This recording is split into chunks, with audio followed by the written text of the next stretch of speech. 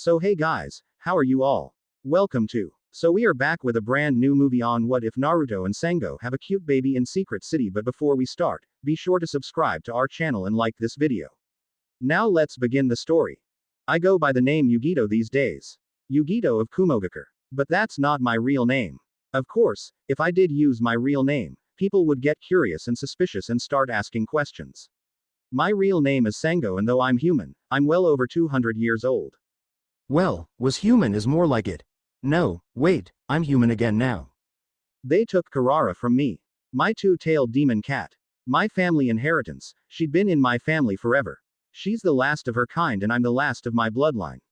How could they? Karara, where are you? Why do they want you? Your power. Our power. No, stupid, I'm so stupid. It was never my power. It was yours, always yours. That's how you saved me. You used your power to bond with me and make me an unnatural Hanyu, saving my life. But the seal on my stomach, it's gone now, oh, Karara. And the rain keeps coming down. Oh, Kami, my hands, they're too numb with cold for me to feel the enormous holes in them. And they're not healing. I'm human again. 100% pure, unadulterated, non-Hanyu human. I'm not even blonde anymore. My hair is brown and dark again, just like it used to be. I pause and cough up blood, my mind too slurred to register how worried I should be from the amount I've lost. How much did I lose? Oh, it was a lot back there, somewhere. I continue crawling on my hands and knees through the hidden village of Konoha. Konoha, this is a ninja village, right? How did I get in? I can't remember. All I know is that I have to get to the kitsune. I have to get to the fox. I can feel his aura nearby. Oh, Shippo, how long since I last saw you? You'll be all grown up by now. But why are you living among humans? There's something, a memory. I know why you're in this human village, but I can't quite remember. Oh, Kami, more blood. All I have to do is reach you, Shippo, and I know I'll be okay.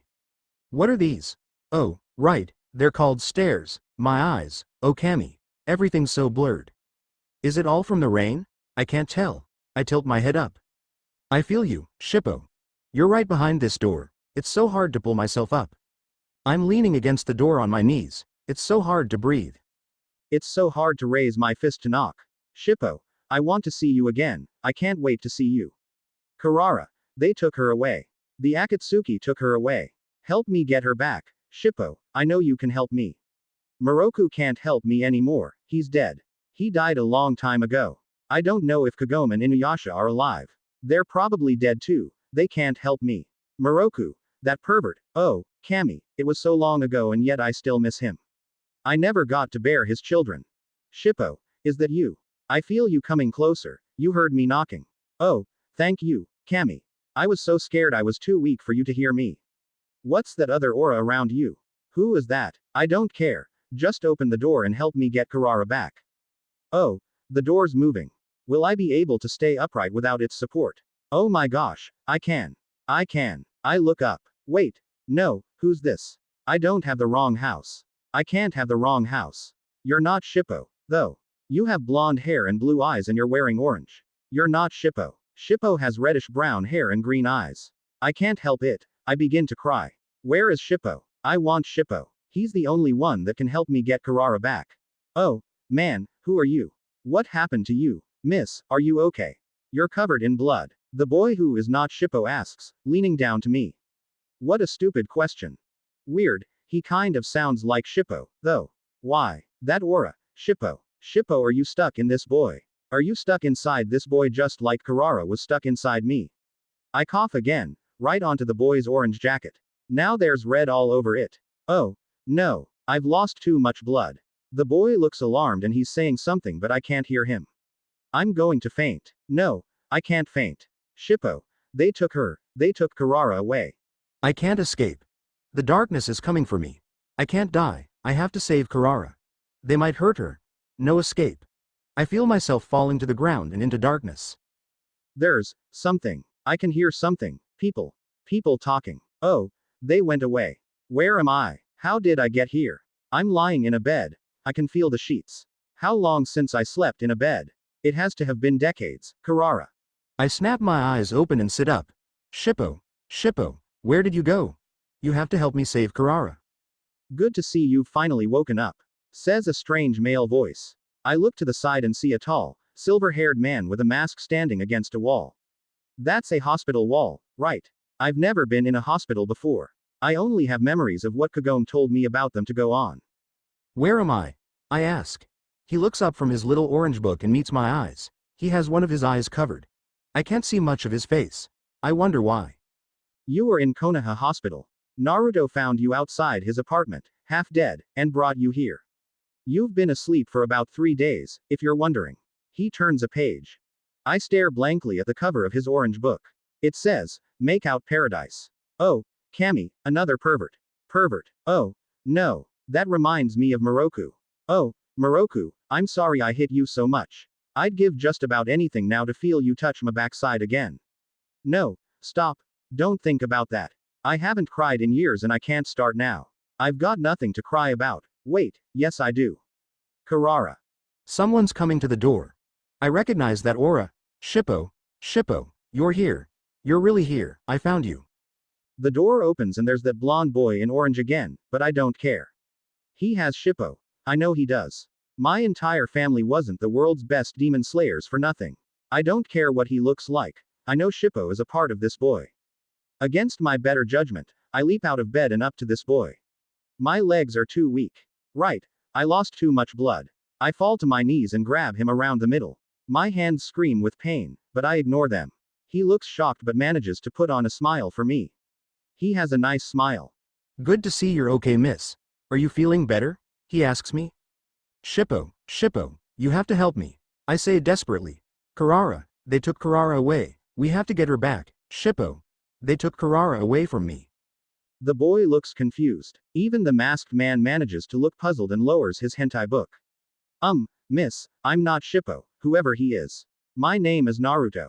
No, you're not, you're Shippo. I insist. You don't look like him, but I know that voice and that demonic power. I'd know you anywhere. My family wasn't the most famous clan of demon slayers in Japan for nothing. But we have to get Karara back. Akatsuki took her away. Shippo, I'm human again. I know it's been a century since we saw each other last, but you have to help me. The silver-haired man has a disturbed look in his eye. The blonde boy looks down at me sheepishly. I'm sorry miss, but I don't know what you're talking about. My name is Uzumaki Naruto. I don't know anyone named Shippo or Karara and I don't know who you are. Tears start welling in my eyes. Go ahead and let them see. Let them see a 300-year-old demon slayer cry. I don't care anymore. Shippo, it's me, it's Sango. I may have changed my name over the years, but I'm still Sango. Why don't you answer me? I know you're stuck inside this boy, I can feel you. The boy goes tense, as does the man. It's so thick you could cut it with a knife. I glare up at the boy, as if it's his fault that Shippo is sealed inside him and can't answer me. Why won't you let him answer, boy? Let me talk to my kitsune. His eyes grow wide. Kitsune, the masked man echoes. I squeeze his legs tighter, causing him to lose his balance and fall to the floor. I crawl over him and grab the cuff of his black and orange jacket. They probably think I'm insane now, but I don't care. I'm desperate. Let him talk. You have to let me talk to him. You have to let me talk to Shippo Kyubi. The tension shatters. The look on the boy's face tells me that I just said something very wrong. The man grabs me by the back of my shirt and hauls me off the blonde boy, tossing me back onto the hospital bed like a rag doll. I probably weigh as much as one now. Even though I can only see one of his eyes, he looks angry. One of his hands latches onto my throat. Oh, Kami, it hurts, I can't breathe, I'm not immortal anymore. I haven't felt pain like this in a long time. The man appears as if he's about to say something, but a blonde woman bursts into the room. What the hell is going on? The blonde boy points at me. I glare at him. Shippo, what are you doing? You promised never to betray me. You promised. The masked man still hasn't let go of my throat. Much longer and I'll black out. I can't let that happen again, I have to save Karara. Even in my weakened state, I'm still very strong. I grab his wrist and twist it mercilessly. He grunts loudly in pain from a now broken wrist, but he doesn't let go. Why? Who could hold on after such a viciously broken wrist? Then it hits me. He's a ninja. Kakashi, let her go. You're choking her. She orders. She points at me. And you, calm down, you'll only make things worse. Reluctantly, the man backs off, cradling his hand. I bolt upright. It can't get any worse, I exclaim. The Akatsuki took Karara out of me. I have to save her. I look pleadingly down at the blonde boy. They took my fire cat away. They took my two-tailed kitty away. Shippo Kyuubi, you always promised to take care of Karara, why won't you help me now? She needs us. Who knows what those damn Akatsuki might do to her? I'm crying. Damn. I haven't cried in over 100 years. They're horrible people. They're as bad as Naraku was. You remember what he was like. You remember. You won't let them get away with this, will you? The boy looks heartbroken and confused. The other adults seem shocked, their anger temporarily forgotten. I can't stop crying. I want my kitty back. What is your name? The blonde woman asks gently. I don't let it show, but I am shocked by the change in her tone. Why Yugito of Kumogakure? Automatic response. It's second nature now. That's a lie. The silver-haired man hisses. You said, just a moment ago, that your name was Sango. Sango? The blonde woman repeats, surprise in her voice. I bow my head grimly. I used to be called that, but that was a long time ago. I changed my name. My birth name brings back too many memories. Sango as in the demon slayer. Sango? The Sango that helped collect the shards of the Shikan jewel? She's your namesake? I glance up and shake my head. I know that if I'm going to get Karara back, I have got to trust these people. They're my only hope. No, she is me. Now the woman looks really shocked. That's not possible. That was over 300 years ago. You can't be her. I growl at her. Wow, Karara's habits really wore off on me. Who says I can't? I've been a Hanyu for the past 300 years. I've been immortal. Yeah, go ahead and look. Watch a 300-year-old, broken, demon slayer cry. I don't care anymore. I don't have time for this. I have to save Karara before those Akatsuki do something terrible to her. I shouldn't have come here. You won't even acknowledge me, Shippo. I've got to go. I move to slide off the bed, but am quickly pushed back down by the masked man and his good hand. He doesn't look that angry anymore. I feel kind of bad for breaking his wrist now. Just hold on for a moment. You just woke up and this is some really unnerving and shocking news for us, he said. I look over at Shippo pleadingly, but he just goes rigid and doesn't respond. How can he not recognize me? I bury my face in my hands and breathe deeply. I nod ever so slightly. He's right. I'm being too rash. I don't even know where the Akatsuki headquarters are. I can't save Karara on my own. I need help. Hastily, I wipe away my tears. I'm sorry. I'm sorry. I'm completely lost without her. I feel like everything's fallen apart. I put my face back in my hands, sighing. The ninjas, I assume they were all ninjas, were caught in a silence for a moment. At last the blonde woman turns to the boy who isn't Shippo. Naruto, would you mind going down to the cafeteria and getting us all some tea? Feel free to help yourself to some ramen. Kakashi, let me see your wrist. The boy stood up and hastily exited the room. I feel guilty. I've scared him. Now he probably won't even look at me, much less help me get Karara back. I stare after him as the woman tends to the masked man's wrist, healing it with what I know to be called chakra. Naruto, I begin carefully, is a Jinchuriki, isn't he?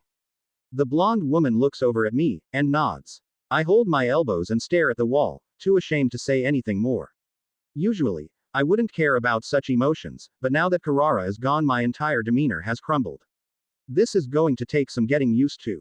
I dread the thought of all the emotional turmoil I'm going to face. It was bad enough getting used to being a Hanyu, but becoming human again. They have so many more emotions and much less control over them. The masked ninja, apparently called Kakashi, flexes his wrist. My eyes widen slightly, but other than that I show no surprise. Even demons can't heal that quickly. Ninjas are such odd creatures. The blonde woman comes over and sits down next to me. I tense slightly. How long since someone did that? Everyone was always afraid of me. Because of Karara. Oh, how I wish you were afraid of me. She reaches out and takes my hand. I flinch away. I'm not used to contact unless it's from battle. Oh, no, she looks kind of sad.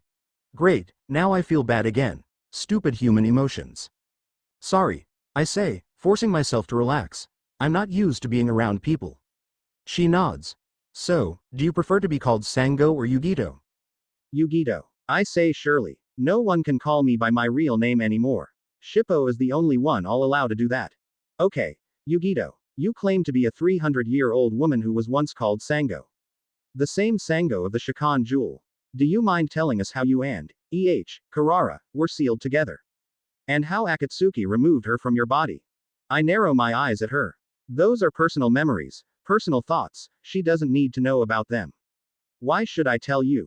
It seems I can't even say Shippo's clan name here, I'm not allowed. Why? How did Shippo even get inside that boy? What makes you think my story won't have the same after effect? I don't even know your name yet. Oh, great, I made her feel bad again. I seem to be doing that a lot now. Oh, but she's answering my questions. My name is Tsunade, and I'm the Hokage of this Hidden Leaf village. She's saying, Hokage. Oh, right, like the Raikage only different. I get it. The person you keep talking about, Shippo, is it? Well, he's sealed inside Naruto. The fourth Hokage sealed him within his navel 15 years ago. Shippo, killed many people, so no one was allowed to speak of the incident again. Could she make it any more vague? What an unsatisfying response. So they sealed Shippo inside that boy's belly button. Wonder what the seal looks like. I never had a seal in the first place, seeing as I was never technically a Jinchuriki to begin with. Did these people even ask themselves why Shippo was attacking the village in the first place? Damn humans. Demons never kill without reason. I bet it was because Naraku was here. I hope Shippo managed to get him and tear him into millions of tiny little pieces. Oh, no wait, Inuyasha already did that. I don't like the way she's talking to me. It's like she's talking to a child. I'm not a child, hell, I'm older than she is. I decide to voice my thoughts. Please stop talking to me like I'm a child. I say, interrupting her. She looks kind of shocked. I guess people don't interrupt her often. I'm not a little kid, so stop speaking to me as if I am one. I'm older than you are. Hell, I'm even older than Shippo is, okay. Oh, boy, now she looks a little pissy. Maybe I was too hasty. I should really stop pissing people off. Alright, Yugito, but if I'm going to do that you have to stop acting like a child. Wrong answer. Now I'm angry too. Acting like a child? Acting like a child? I am not acting like a child. I'm trying to cope here. Do you have any idea what it's like to suddenly be bombarded with emotions you haven't felt in hundreds of years? My entire demeanor has crumbled in a matter of hours. Do you have any idea of the emotional turmoil I'm on the verge of facing? No, of course not. You're just a human. You can't even hope to understand. And I'm not telling you anything until Naruto comes back because he has to hear this too. I came here because of him.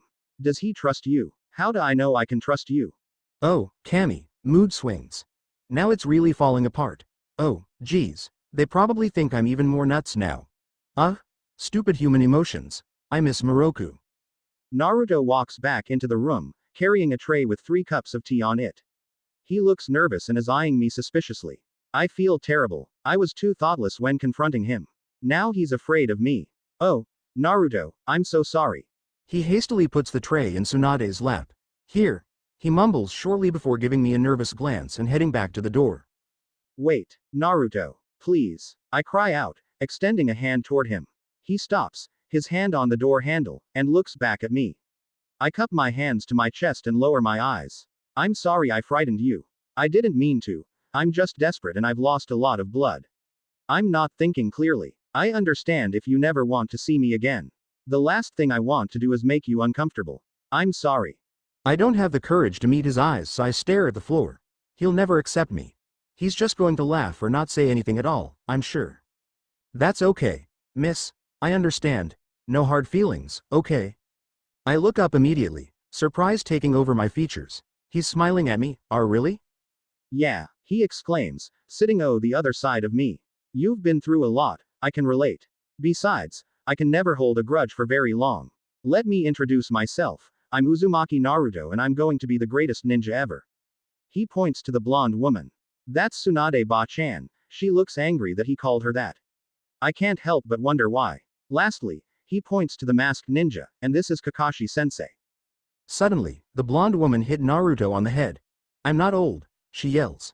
Ever so subtly, I lean away from her. She's scary. Oi, and Naruto, I haven't been your sensei for a while now. How many times do I have to tell you to just call me Kakashi? The silver-haired man says.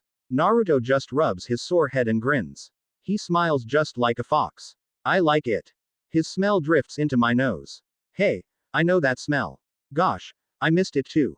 He smells like Inuyasha. Well, except for the dog smell. He smells like ramen and fox instead of ramen and dog.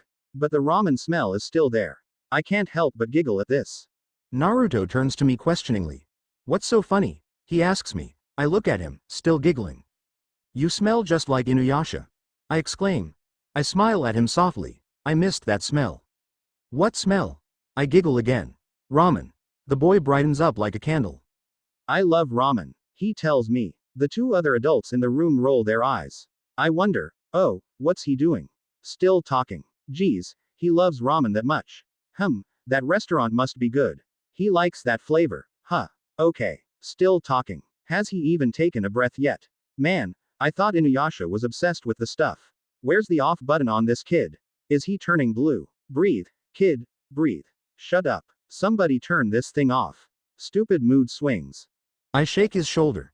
Kid, stop talking for a second, will you? I think you're turning blue. He stops and takes several large breaths, his face returning to its normal color. A bead of sweat trickles nervously down my cheek. What a strange boy. I can't resist smiling at him, though. He's rather endearing. Tsunade clears her throat. Well, Yugito, now that Naruto is here, maybe you'd be willing to tell us what exactly happened to you.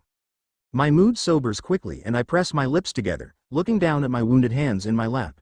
Akatsuki. They attacked me and extracted Karara, my two-tailed cat. The overall mood in the room darkens. Naruto looks furious. He's clearly heard of this before. Before he can burst out with whatever it is he wants to say, the masked man speaks up. How are you alive? If Akatsuki extracted your demon from your body, you should be dead by all means. Naruto and Tsunade both look surprised at this, but also suspicious as they realize that it is true. I sigh. I'm alive because I was never technically a Jinchuriki. This shocks all of them. I continue. If you know the legend of the Shakan Jewel, you will know just how Naraku became a half-demon. He was a human on the brink of death that allowed a number of demons to possess him. Basically, the same thing happened to Karara and me. She possessed me, saving me from death, and I've been a Hanyu for the last 300 years. Until now, at least. Teardrops fall from my chocolate eyes and I swipe them away hastily. I'm sorry. It's difficult dealing with all these emotions after so long, even more difficult knowing Karara isn't with me anymore. She's been in my family for generations. She practically helped raise me. I look up when I feel a hand squeeze my shoulder reassuringly. I look up into the face of Naruto, who is smiling softly in understanding. I gather courage at his smile and continue. As for how she was taken from me, well, I guess it was a few days ago, seeing as I've been out of it for a while. I was back in Kumogakure visiting the grave of an old friend. Moroku. I actually don't spend much time in Kumo, but my family's old village is there, so I'm more or less allied to it. I feel obliged to be, well, I was leaving when two men in Akatsuki cloaks ambushed me. Black, high-collared cloaks with red clouds, right? Their names were Kakuzu and Hidan. We fought and they forced me to use Karara's power, but they still managed to beat me, pinning me to a wall with kunai through my hands. I paused, taking several shaky breaths. Naruto continued rubbing my shoulder comfortingly, though he was looking extremely pissed at the information he was hearing. The next thing I knew, they had taken Karara, leaving me for dead, and I was weak and human again. I bite my lip, looking up at Naruto. Shippo is the only one from the old days that I knew to be still alive and with no one else to turn to. I guess I came to you. His expression is a bit unreadable. I was never very good at reading people. Partially because, well, they usually ended up dead anyway, so there wasn't much of a point. All three of them look like they're trying to decide what to say. Naruto stands up abruptly, looking down at me with the most determined pair of eyes I've ever seen. I'll help you get your cat back. The first night's sleep in the hospital is tense for me, but most of my energy has been spent on healing my wounds and I drift off to sleep before I even realize that my eyes have closed. The sun crawling into the earth on the horizon, emitting its soft, radiant golden glow, so much like Karara's fur, is the last thing I witness for the day. That night Naruto walked to his apartment eyeing the door for a second, remembering the desperation in Yugito's eyes and voice as she begged to see this Shippo. If the Kyuubi were to be removed from his seal, would Naruto miss him too? Naruto wasn't sure. He locked his front door behind him, marched straight to his bedroom, removed his shoes, crawled into bed, not bothering to remove his clothes to change into pajamas, and only stopped long enough to remember to pull his nightcap on his head before he dozed, the clock striking 11 at night. Dreamscape. Naruto and the Great Fox stared at one another through the bars, blood-red eyes meeting blue. Nothing was said. They looked at one another as if seeing each other for the first time and, for once, the Kitsune's eyes were not filled with malice. Kyuubi was the first to break eye contact. Sango, he whispered and turned away, leaving Naruto alone to stare at nothing but darkness. The boy who wasn't Shippo grins down at me as I twist the blankets between my fingers. Sneak out. Shish. He hushes quickly, leaning down. Yeah. You can't eat ramen in a hospital, Yugito. I tilt my head in confusion. Why not? Is it not allowed? Naruto shakes his head at me like a parent would an ignorant child. Oh, come on. Haven't you ever been in a hospital before? No. He pulls away, scratching the back of his neck. Well, wish I could say that, he mumbles. Food just doesn't taste right in a hospital, you have to sneak out. With all these antiseptic chemicals and sick people around here, it's the worst place to eat ramen. Come on. I even brought you some spare clothes of mine. He exclaims softly, pulling said clothing out of seemingly nowhere. Well, I say hesitantly, taking the black t-shirt and beige pants from him. I suppose it's okay to go for a little while, I said looking at the clothing. Great. I looked up sharply. I'll wait outside, okay. Just let me know when you're done changing.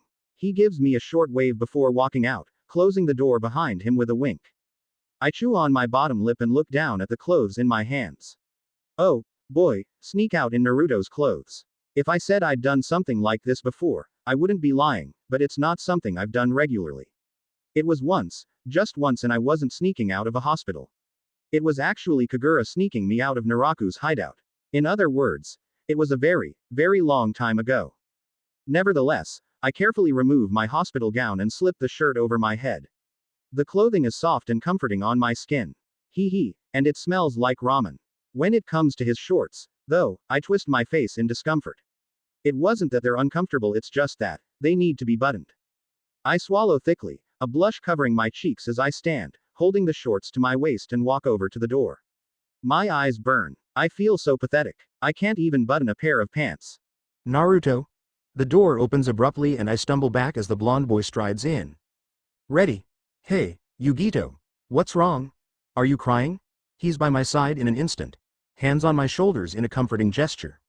I swipe at my eyes. Gomenasai, I can't do the button because of my hands, I'm sorry. Hey, it's okay. He says gently. He turns me to face him and brushes my tears away with his fingers. Come on, that's nothing to cry about. I sniffle. Could you, my blush grows, causing Naruto to look at me in confusion. Could you do the button for me? I finish hurriedly. It takes a moment, but a violent blush quickly covers his face. He gapes at me. See, could you repeat that? I look away, repeating my words in a whisper. Could you do the button for me, please? He steps away, face burning red. I guess I could. I promise I won't do anything perverted. I swear. I can only nod, too shy to meet his eyes. I then eye the ceiling, both warm and cold chills running down my spine. Don't think of his hands, Sango, at least he isn't getting any ideas like Moroku. I fight the urge to cry, hard, clinging to the remains of my shattered pride. Oh, okay. Done. He says, standing. We stand in shy silence for several moments, looking away quickly whenever we meet one another's eyes. So, I begin uncertainly. Shall we go get ramen now? Yes. He answers almost immediately. He coughs a little. Yeah, let's go. His attitude quickly brightens and he grabs my wrist, apparently mindful of my hands, and pulls me over to the window, quickly yanking it open. I freeze upon seeing how high we are. And Naruto. Here we go, he declared, swinging his arms under me and picking me up bridal style. I squeak in surprise, arms automatically latching around his neck. What are you doing? Hold on. Of all the things he could have done, I really didn't expect jumping out the window to be one of them, though, in retrospect, I should have seen it coming the moment he opened the window. I squeal in fear and squeeze myself into him, my face buried in the crook of his neck. Wind caresses my body softly, but I'm not falling from 7 stories. I pull away slowly, my heart banging in my ribcage, and look up into Naruto's grinning face. What? He asks, feigning innocence. Did you think I would let you fall? I blush in embarrassment and irritation, looking away only to catch sight of the ground, which is about 100 feet below me. I gasp and cling to him tighter, wiggling in his arms. High, so very, very high, I say breathlessly, causing Naruto to laugh. It's not funny. I whine, scowling. He chuckles. I guess not. Just hold on tight, okay? I think I've got it covered. I retort. He only laughs harder. For a moment I feel his chest shudder with joyful laughter before I feel a slight lift in the air caress me. I am suddenly aware of the firm muscular torso I'm clinging to and I instinctively tighten my grip on the orange and black jacket. I fight back a scream as my stomach sinks rapidly toward the ground and leaving me completely behind. I shut my eyes. We're falling. We're falling. We're falling. We're not falling. I squint my eyes as they open slowly, my irises settling onto the blonde's chin and mouth. I shut my eyes once more, tightly, but sigh in relief, burying my face in his shoulder. He begins to move again, now running through the complex maze of buildings that make up the hidden village of Konoha. I peek out, to gaze at the scenery briefly, and the rest of the trip flails by as an intense blur of movement and whooshing air. When I feel the movement finally stop, I reopen my eyes properly as he sets me on my feet with a reassuring smile. He looks down at me and I can't help but blush a little. Cammy, I'm pathetic. What happened to my courage, my female pride? Why am I hiding behind him? Oh, I feel so lost. Here we are, he exclaims suddenly, and I gather what's left of my pride to step beside him, letting my eyes fall curiously upon the little restaurant. I pause to get a good look at the humble little abode, the rich smell of noodles and pork wafting into my no longer sensitive nose. Grinning, Naruto turns to me. What are you waiting for? Come on. He grabs my wrist gently, careful not to touch my injured palm, and leads me inside. Hey, Ayame Nichan. Tuchi Gigi. An older man and a young woman look up at the sound of Naruto's voice, their faces quickly forming smiles. Hey there, Naruto. Hi, Naruto-kun. What can we get you today? And who's your friend? I follow Naruto to the seats, my eyes fixed on the soft-faced, brunette young woman and older man, presumably her father, behind the counter. Naruto lays a hand on my shoulder, grinning. Guys, this is Yugito. Yugito, this is Ichiraku Tuchi and Ayame, the best ramen makers around. The two Ikirakas chuckle, apparently used to the boy's antics. I take a seat idly, smiling back at the two uncertainly. Naruto immediately begins spouting off the different things he wants, practically leaving me in the dust to gape at him. Chuki nods absently while Ayame giggles, turning to me. Will he seriously eat all of that? I ask, bewildered. The brunette nods, laughing lightly. He will, as a matter of fact. I still don't know where he puts it all. What would you like? I lay my hands on the counter, pondering. Beef ramen, please, I say, considering its high in protein and iron content that would make up for my blood loss. I also ask if they have any Western-style utensils. Chopsticks might cause my wounds to reopen. The woman turns to her father. Nay, Otou-san? Do we have any Western eating utensils? The man looks up and places a hand on his chin thoughtfully. I think there might be some in the back room in that box labeled, extras. Ayame nods and leaves, returning several moments later cleaning a set of very dusty silverware just as our food is set in front of us. I smile thankfully as she hands the fork and spoon to me. Naruto happily breaks his chopsticks with the perfection of a veteran and dives into the sea of rich miso broth, retrieving the tender noodles from the bottom and dragging them into his mouth to slurp with joy. I can do nothing but stare in awe for several seconds. Inuyasha was the only person I'd ever seen that could make eating noodles look like an art, and this blonde just blew his skills right out of the water. I shake my head lightly, realizing I had been staring, and pick up my spoon. I swallow thickly as I look at my ramen, eyes wide as if I were savoring the moment. I watch the liquid seep into the small cup as I dip the rim of the spoon under the surface before bringing it to my lips. I blow gently on it, causing the steam to waver and the surface to dance like a miniature brown ocean. It's good, nay, Naruto says, smiling foxily. I nod as I sip the broth out of the spoon, feeling my face warm slightly. Maybe it was due to my fading memories of ramen, or that this ramen was made from fresh ingredients, but I found my meal to be much more mouth-watering than the freeze-dried noodles Kagome-chan would bring us back in my younger days when we hunted for the shards of the Shakan no Tama. Light giggles bursts from my lips. I remember how we always used to call that stuff ninja food. This is rather ironic when I think about it. I'm eating ninja food with a ninja, although this time it actually really is ninja food. Aha, Naruto, do you realize that Tsunade Shisho is looking for you? She said that you would. Ah, Naruto, who is this? An unfamiliar voice chimes in. I turn away from the noodles to face the one speaking. It's a young female about Naruto's age with curious emerald eyes that remind me of Shippo's.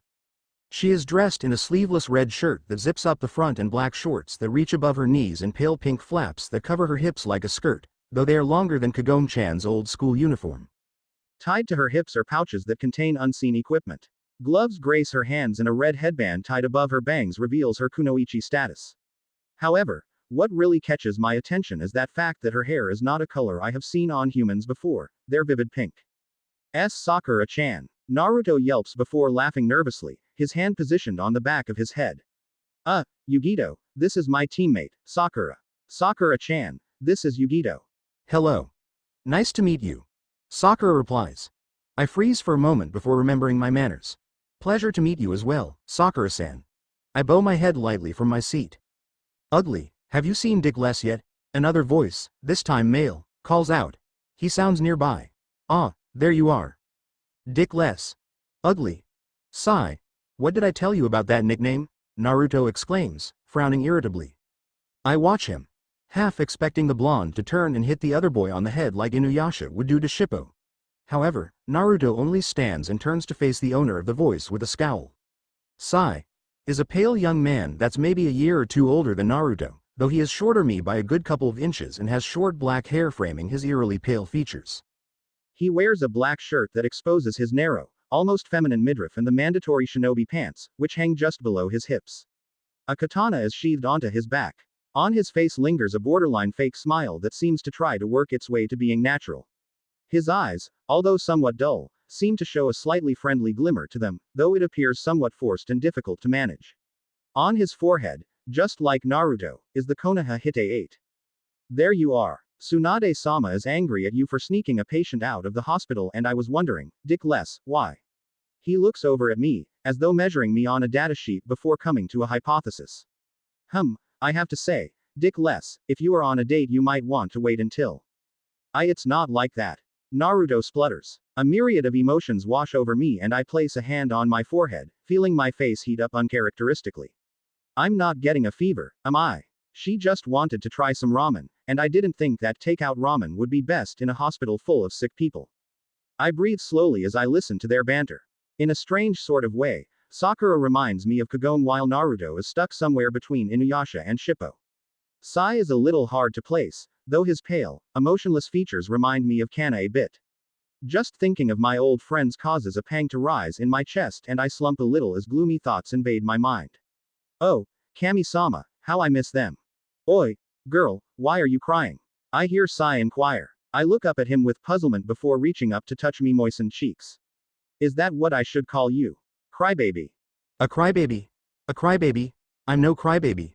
I reach up threateningly, only to remember that I no longer possess Hirikatsu. Growling, I then reach out too. Naruto beats me to it as he pounces on Sai with a panicked expression before covering his teammate's mouth. Sorry about that, Sai here doesn't know what he's saying. The fox boy exclaims, sending me an apologetic look and smacking Sai upside the head. You never call girls something like that. I hear him growl into the other boy's ear before dragging him off. Boys, Sakura sighs, rolling her emerald orbs. I can't help but agree, swiping away at my eyes. Come on, Yugito-san. I'll escort you back to the hospital. What about my ramen? I ask. Oh, Chuki-san. Could we please get a takeout bowl? She calls to the gray-haired man inside. I guess I'll be eating at the hospital after all. I'm sorry, Naruto. Sakura bows her head thankfully as Tucci hands her the wrapped bowl of noodles before turning to me and gaining a confused expression. Are you wearing Naruto's clothes? She asks, bewildered. I flush brightly. Yeah, the pink-haired woman shakes her head. That idiot is so. Never mind. I don't even want to know. Come one. Tsunade Shisho isn't happy about your disappearance and the sooner you're back in the hospital the better. I nod guiltily as I slide off the stool and walk after her. I hold my elbows, though my back is straight and shoulders high out of habit, it's the only sign that I'm uncomfortable. Sakura doesn't seem to have any interest in making conversation with me, so I stare at her feet, too shy to try to talk to the oddly pink-haired young woman. Was I really so dependent on Kurara?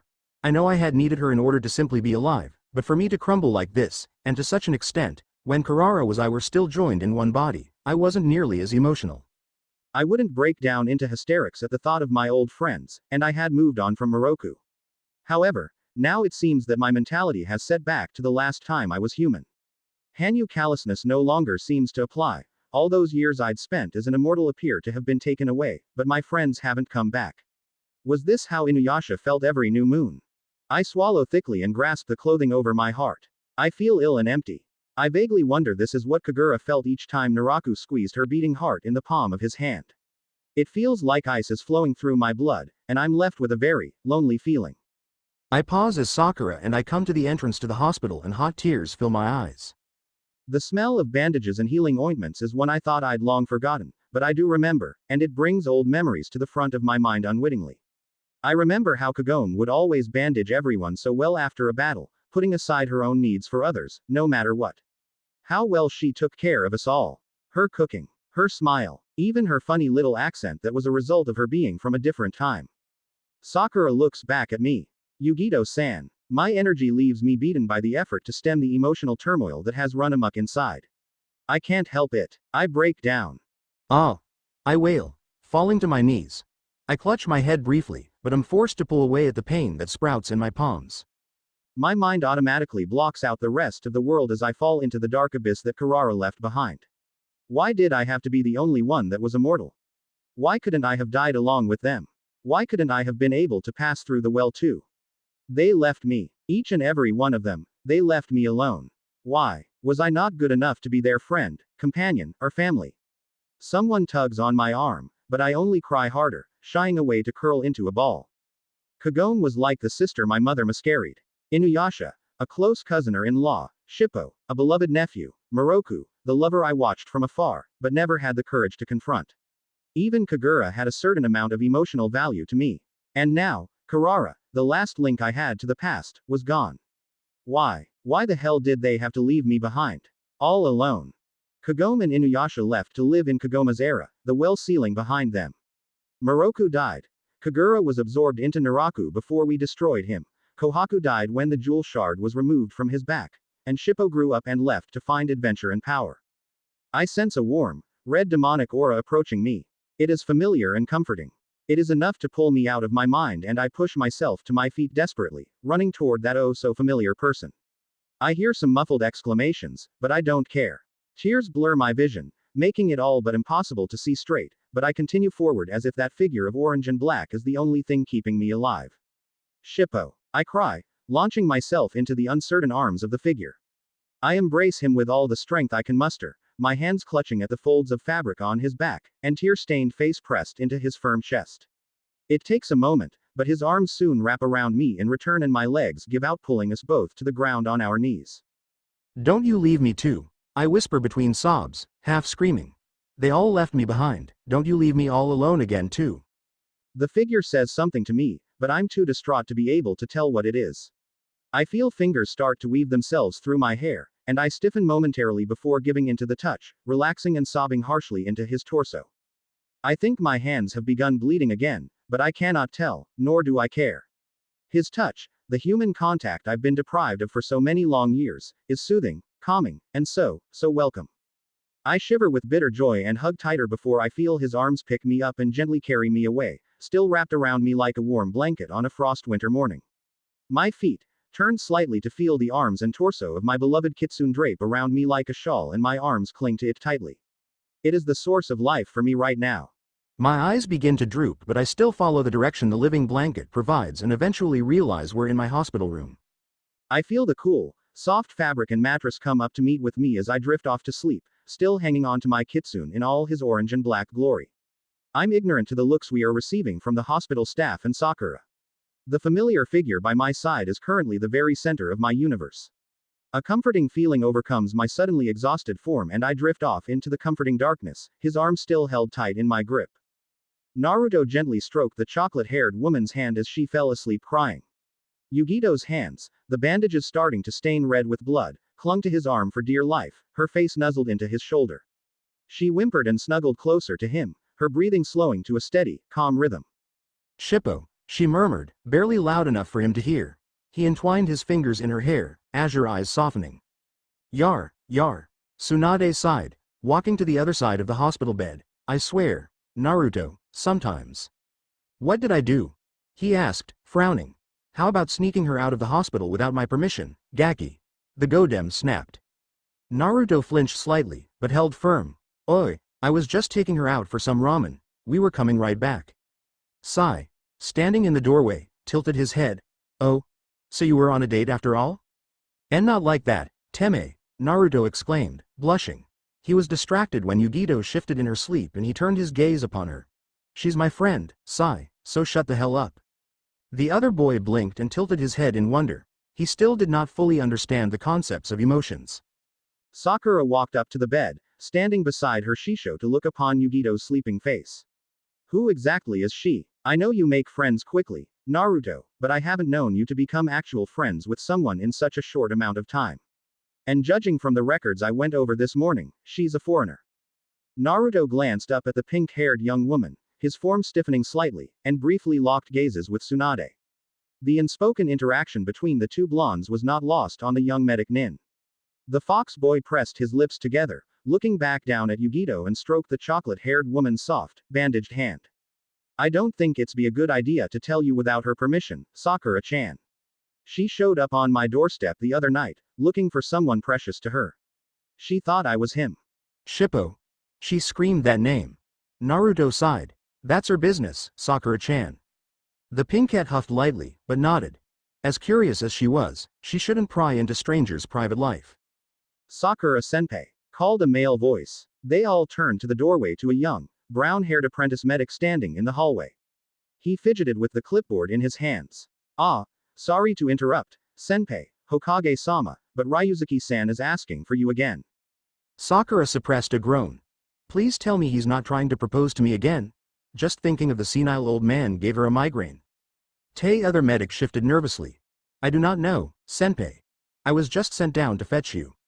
The pink-haired woman rubbed her nose and nodded. Very well. I'll see you later, Naruto, Tsunade Shisho. Naruto gave his teammate a little wave with his free hand and watched as Sai lingered for a moment before following the kunoichi. His attention was drawn back to the godime, however, when the woman let out a long sigh. I'm not sure just how strong of a grip Yugito-san has on you right now, Naruto, but as soon as you can get free, I want to speak with out in my office about her. The fox boy eyed his mother figure with curious eyes. His first thought was that Tsunade was going to scold him for sneaking Yugito out, but something about the way she had spoken and the look in her honey brown eyes just seemed tired. Nevertheless, he nodded and smiled. Sure thing, Ba-chan. Yugito whimpered something in her sleep as the Sannin left the room, her fingernails digging into Naruto's arm as a tear made its way down her smooth cheek. What are you dreaming about, Yugito-chan? He wondered. Dreamscape. I'm breathing heavily, kneeling in a field of freshly killed demons with Moroku. He's not physically injured, but his mentality is slowly deteriorating and I cradle his head in my lap, ignoring the sweet metallic smell surrounding us and splashed across our clothing. His breathing is labored, the dark bags around his eyes purple and swollen. I'm so tired, Sango. He whispers. I know, love. He won't stop yelling. I know. I don't know how much more I can take. It's one thing to go out and kill demons like this, but, what if next time? He chokes on his words and closes his deep violet eyes. I hold back a sob and press my lips against his forehead, my pale golden hair mixing with his black locks. I feel his fingers reach up to caress my cheek, spreading cold, wet blood across my face. Shivers of disgust and guilt race down my spine. I know that I'll always love Moroku no matter what, but these episodes, the insanity, the bloodshed, it's difficult to bear.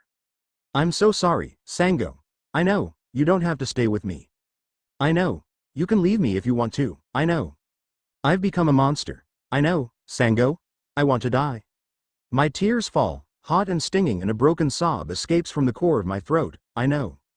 End Dreamscape. Naruto stared at the Godem Hokage in shock, his blue eyes wide and lips parted in surprise. Yugito, stay with me. Tsunade nodded from the other side of her desk, slender fingers laced together. Yes. Considering the fact that she's the container for a demon, much like you, I believe it would be wise if she could be allowed to recover with you alongside her. Also, from what we've seen so far, she is definitely more comfortable around you than anybody else. As you saw with Sakura, she broke down entirely and ran after you. It was only then she calmed down. It's obvious that you're a comforting figure to her, Naruto. A human safety blanket, if you will. The orange-clad teen averted his eyes. It's the fox she finds comforting, Tsunade Ba-chan. Tsunade's hazel eyes softened slightly. Perhaps, Naruto, but I think that's only partially true. She said many kind things about you when she first woke up, remember? Flashback jutsu. You smell just like Inuyasha, she exclaimed, smiling softly. I missed that smell. What smell? Naruto asked, puzzled. Ramen. Flashback Kai. She did, didn't she? Naruto mumbled, his eyes distant. Good. The Godem exclaimed, clapping her hands together. I'll start making the arrangements immediately. Naruto blanched. But she's a girl. What do you expect me to do when she, needs girl stuff? Sakura can help you out. I only have a one-bedroom apartment. Tsunade smirked, twirling a pen between her fingers. Well, then I'll just have to increase your paycheck, won't I? He blinked. Oba-chan. She stood up, ignoring his stunned expression. Now get out of my office. I expect there'll be less havoc if you're there when she wakes up, so get going, she said, pushing him toward the door. No buts, you made a promise to that girl. Naruto stiffened. Flashback jutsu. Don't you leave me too, she pleaded tearfully. They all left me behind. Don't you leave me all alone again too. Naruto bit his lip and squeezed her sobbing form against him. He understood. He understood so well it nearly caused him pain. I won't, Yugito, I swear. I won't leave you alone. Flashback Kai. Tsunade has to suppress the grin that threatened to rise when she saw Naruto's eyes take on a determined glint. The boy was so noble and pure of heart he was almost foolish. Without any further prompting, he strode out of the Hokage's office. He made a promise, and like all others he had made, he was determined to keep it. I roll over onto my right side, my hand hitting nothing but thin air as it hung limply off the edge of the bed. With some effort, I open my eyes and see my hospital room fade into focus. Groaning lightly, I move onto my back and press my fingers to my forehead. What had happened to me? I suppose I lost consciousness. Who was it that had carried me here? I remember orange, and warmth, and strong, gentle hands. I sit up quickly, only to recoil at the dizziness that overcomes me, and I sway slightly before putting my hand back on my head. Naruto? I call, looking around the room. There is no one here with me. I am alone. Alone. Like when Moroku. Panic and terror bloom within my breast and I stumble out of bed. No, don't leave me alone. Kami-sama, please, I don't want to be alone anymore. My legs give way beneath me and I grasp the doorframe quickly, hugging it as if I could meld myself into the wood and disappear. It hurts. I hurt when I'm alone. For a split moment, Moroku's voice goes through my head, engulfing me in grief. I throw myself from the doorway and dash down the halls, forgetting my loneliness and desolation in the need to get away from the painfully familiar voice echoing through my mind. I round a corner, slip on the smooth, tiled floor, and crash into something human. A pair of hands grab my shoulders, balancing both myself and whom I'd run into. I am afraid to look up and see who the person is, but the smell of ramen soon fills my senses as I am crushed against his chest. Blinking in surprise, I look up timidly. Naruto? His clear blue eyes meet mine. He looks a little winded, though more out of surprise than anything else. Are you okay, Yugito? I feel my face heat up and distantly wonder if I am getting sick. Sorry about that. He grins. It's okay. Where did you think you were going, though? You sure seemed in a hurry. I look away, shame filling my features. Why was I running? To find Naruto, or just any person because I was afraid to be alone? Oh, I'm so confused. I never had a fear of waking up alone a week ago. Without Kirara. Oh, I feel like I'm falling apart. I hardly know who I am anymore. What has happened to me? Yugito-chan. I choke back a sob and press myself into Naruto's firm, orange-clad chest, feeling tears slip from my eyes and into the fabric. His grip tightens around me in a comforting gesture, and I can't help but sigh when he runs a hand through my unbound hair. Ooh, that feels good. I tilt my head up slightly, pressing against his fingers. I cannot see his expression, my eyes closed in a pathetic attempt to keep more tears from spilling, but he seems a little startled by my action. I think he's not sure what to make of it. His hesitation lasts only a brief moment though, and I revel in his soft touch as he pets me again and press further into his hand. I hear him chuckle faintly and growl in response. You were just too cute, Yugito, he says, his voice tinkling with traces of laughter. My chocolate eyes snap open at the comment and I bat his hand away, feeling unusually warm. The blonde boy frowns at me lightly before placing his hand on my forehead. Are you feeling okay? You look pretty red, he says. I place my hand over his, upon my forehead. I'm not sure. I feel a little feverish. Blinking, I pull my hands away from him to see fresh, wet, redness bleeding through the bandages. I groan. Not again. An arm swoops my feet out from under me and I squeal in alarm, my arms instinctually latching around Naruto's neck. What's his deal? What's he thinking? What are you doing? I exclaim, pressing myself against him. I don't want to be dropped. I freeze quickly, however, when his breath falls against my cheek.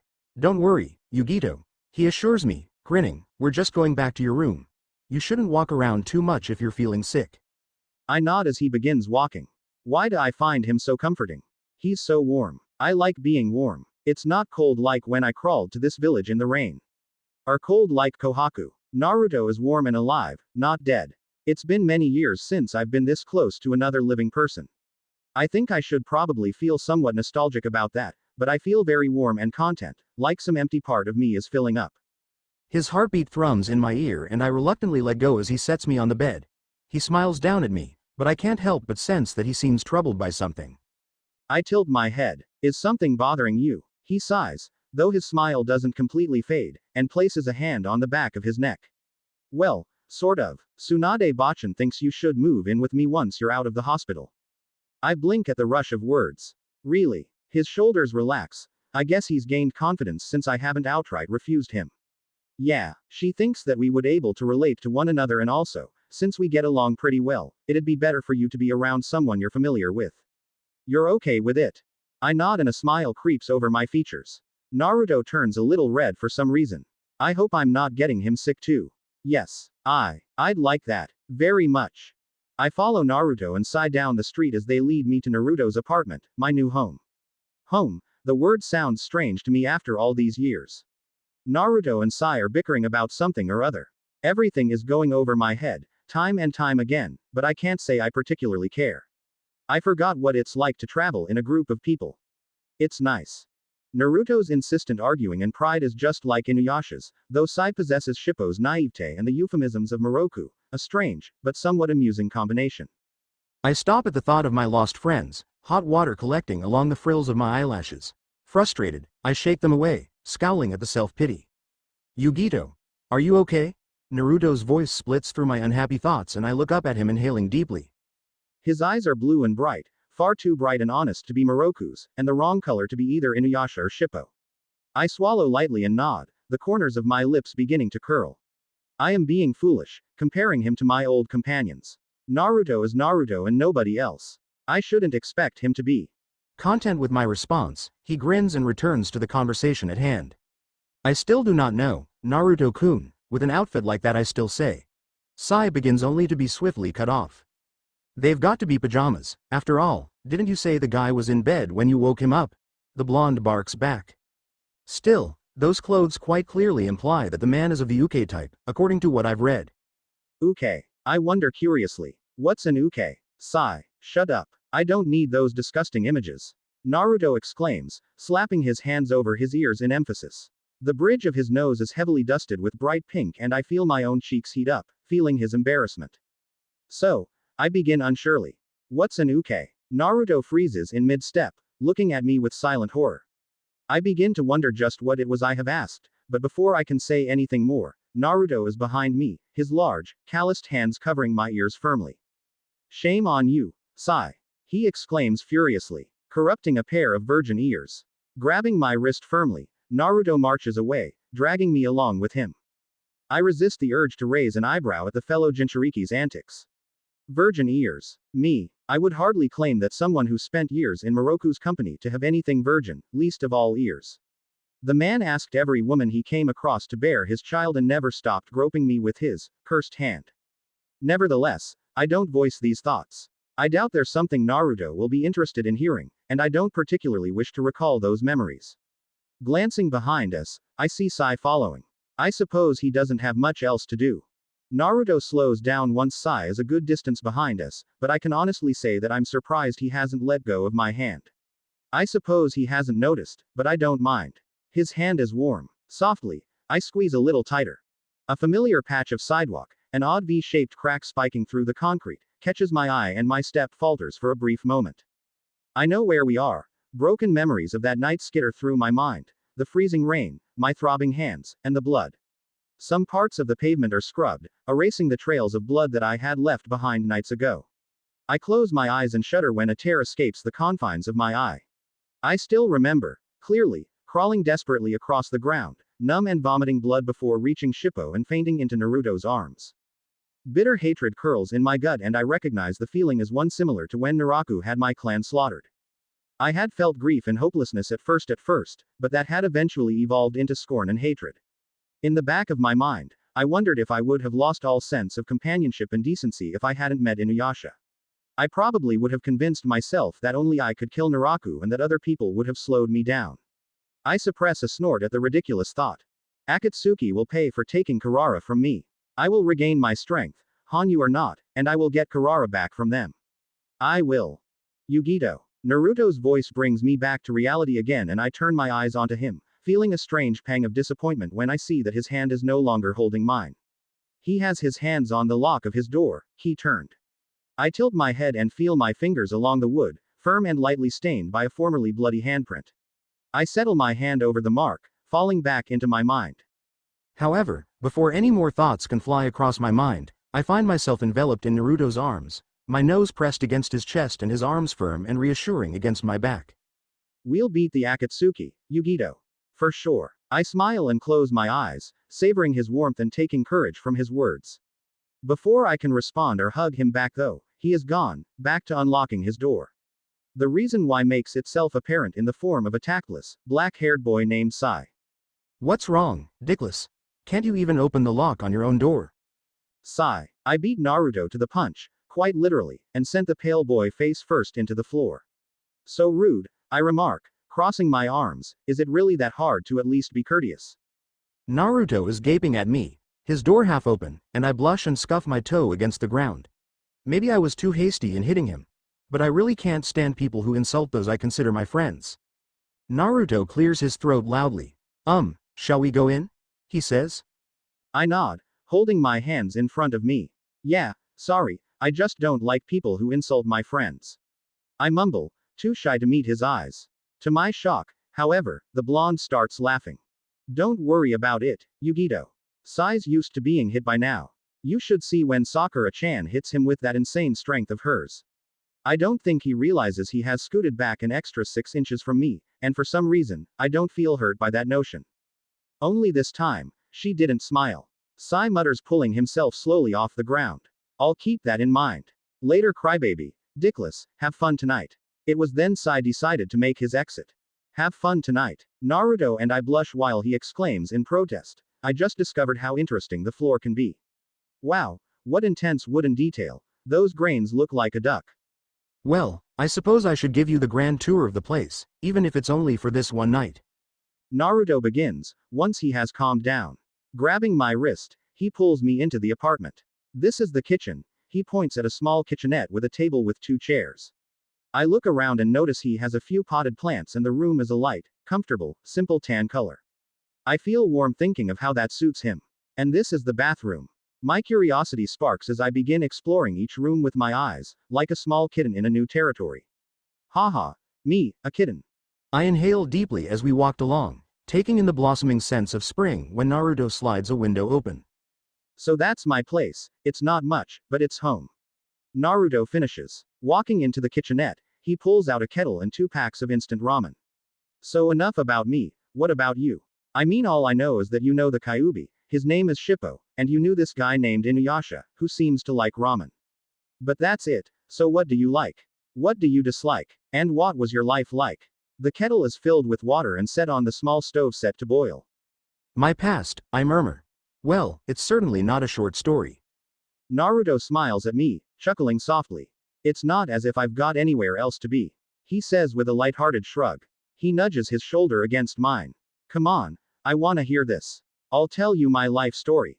My lips thin into a soft smile and I glance away. Where to start? I mumble with a sigh. Well, where were you born? He asked. In the Demon Slayers village in what is now the northeast part of Kumogakure. I was the eldest child in my family. My father was head of the Slayers and he trained me from birth to kill demons. During that time there was a lot of war among the humans and demons were thriving on the aftermath of battle.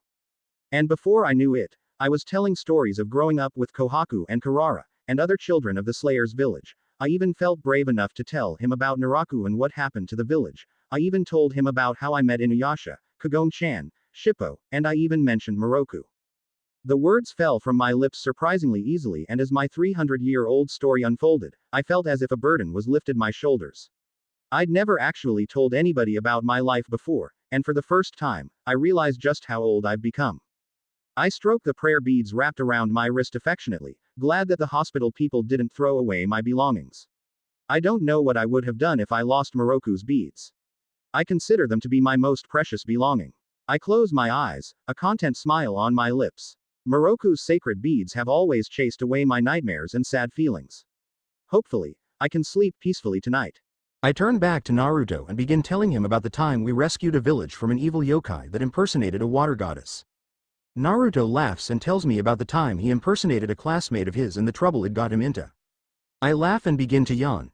It's getting late. I think it's time to retire for the night. I say, and my eyes begin to droop. Naruto squirmed in his sleeping bag and tried to fluff his pillow before he turned to his side, away from Yugito. So Akatsuki took the Nibi or two-tailed cat, and now he was going to rescue the Biju, and the other Jinchuruki, more people like him, Gaara, and Yugito huh. He rolled on to his back. Yugito sighed softly in her sleep. Well, at least he was being the gentleman on the floor while Yugito was sleeping in his bed. In his bed. Have fun tonight. Stupid sigh. He didn't know what he was talking about.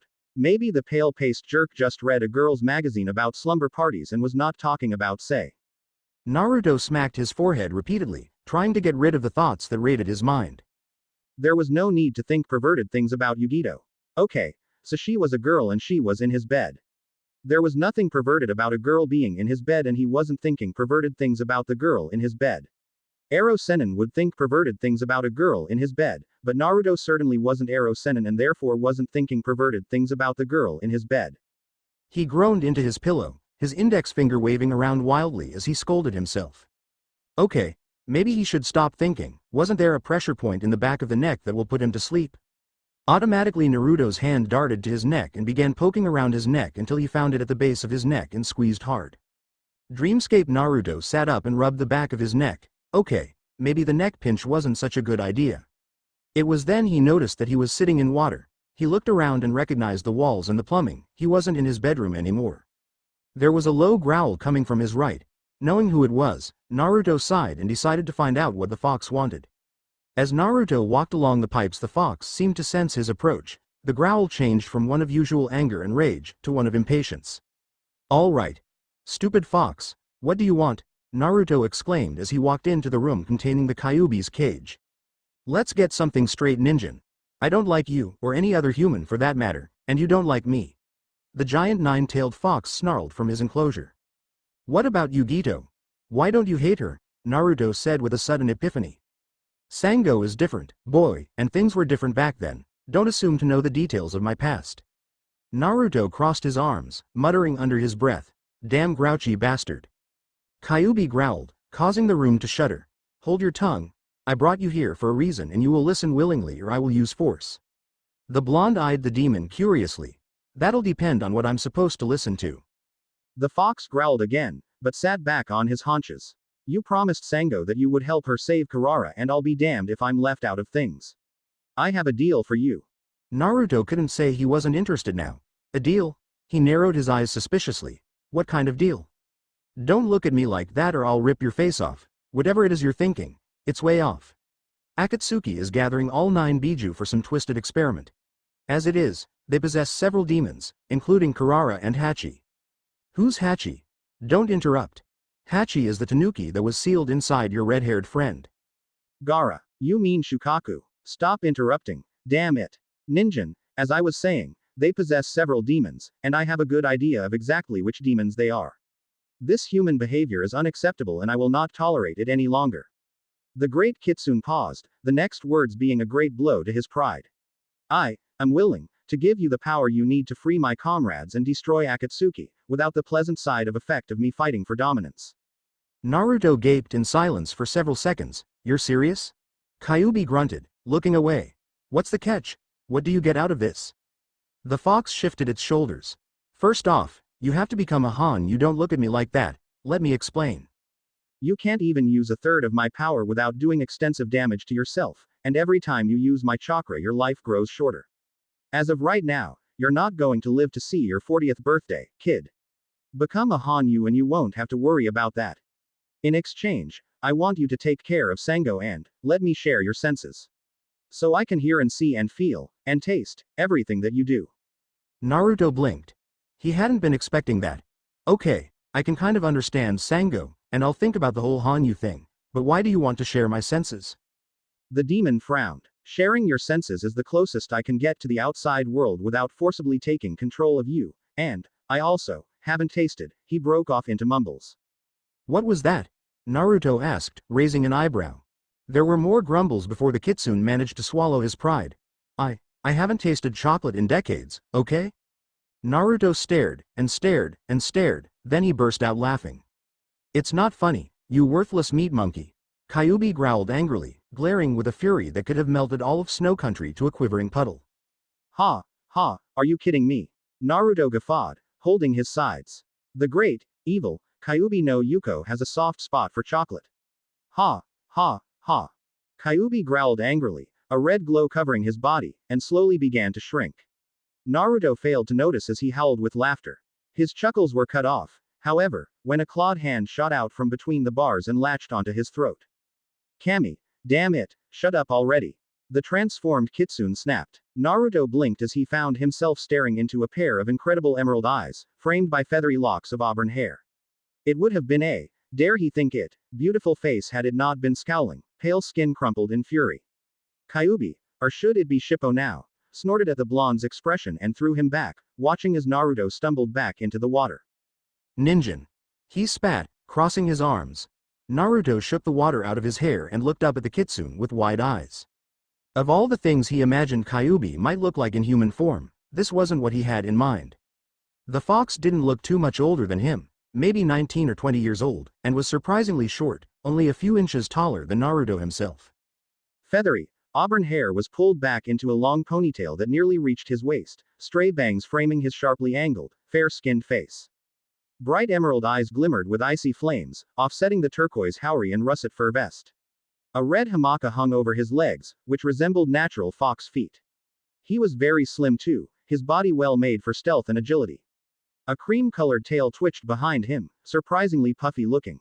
Were it not for his reputation and the scowl marring his face, Naruto would have said the kitsune looked, well, friendly, almost. What are you looking at? Kyuubi snapped. Naruto started slightly, not realizing he had been staring. Ah, sorry, it's just that you look so different than I thought you would. The fox's scowl lessened slightly. Yeah, well, we've been stuck together 15 years, you might as well know what I really look like. He frowned again. Look, do we have a deal or not? He demanded, holding his hand out between the bars. Naruto stood and eyed the hand warily, considering and more than a little suspicious.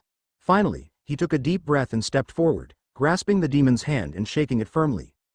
Deal. Kyuubi nodded. Good. Suddenly, he yanked Naruto closer, placing both of their faces right up to the bars, baring his fangs. And if you tell anyone about the chocolate thing, I'll make sure you become an even worse insomniac than that Gaara kid, got it? Naruto paled somewhat and nodded vigorously. Gee, got it. The end. Thanks for watching. Also remember to subscribe and like this video. See you in the next video.